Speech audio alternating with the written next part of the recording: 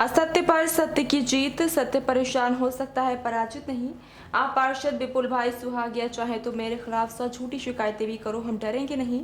हम दोगुनी ताकत से गलत का विरोध करेंगे और माफिया को बेनकाब करेंगे।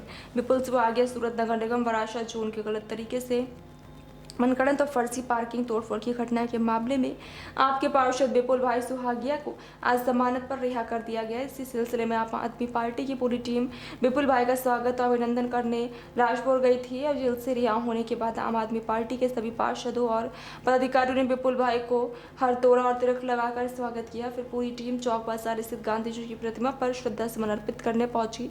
विपुल भाई सुहागिया ने गांधी जी की प्रतिमा को नमन करने के बाद अपनी प्रतिक्रिया देते हुए कहा, मैं काफी समय से पार्किंग माफिया, भ्रष्टाचार माफिया के खिलाफ लड़ रहा हूं, इसलिए भाजपा और उनके समर्थकों के पेट में तेल डाला गया।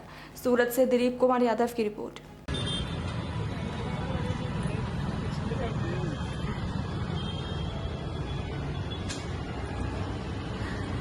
भारत माता की जय। भारत माता की जय। भारत माता की जय। હું વિપુલ સુહાગિયા, કોર્પોરેટર, સુરત મહાનગરપાલિકા, આમ આદમી પાર્ટી। આજે 2 મહિના કરતાં વધારે સમયની જેલ વિપશ્યના કરીને આપ સૌની વચ્ચે ફરીથી હાજર છું। આપ સૌને મળીને ખૂબ આનંદ થયો। આમ આદમી પાર્ટીના કાર્યકર્તાઓ, હોદ્દેદારો, કોર્પોરેટરો, આપ સૌ આ લડાઈમાં મારી સાથે સૌ એડવોકેટ મિત્રો વિલાસભાઈ પાટીલ, ગોપાલભાઈ, આ સૌએ ખૂબ મહેનત કરી અને જે કાયદાની પ્રક્રિયા છે એ પ્રક્રિયા પાર કરીને આજે આપ સૌની વચ્ચે હું હાજર છું।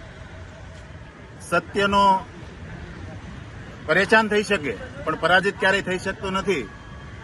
ન્યાયતંત્ર ઉપર અમને વિશ્વાસ છે। આજે મને જામીન મળી ગયા છે।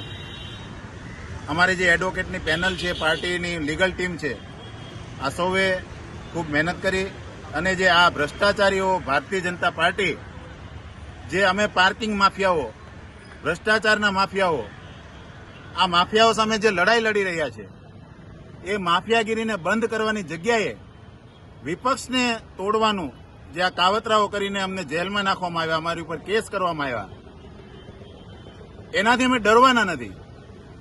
આ એક કેસ થયો, આવા તમે 10 કેસ કરી લ્યો, 100 કેસ કરી લ્યો, વારંવાર જેલમાં નાખો તો અમે તમારાથી ડરવાના નથી। આ અમારી લડાઈ ચાલુ રહેશે અને આ તાનાશાહીની સામે અમે લડતા રહીશું। જય હિન્દ, જય જય ગરવી ગુજરાત।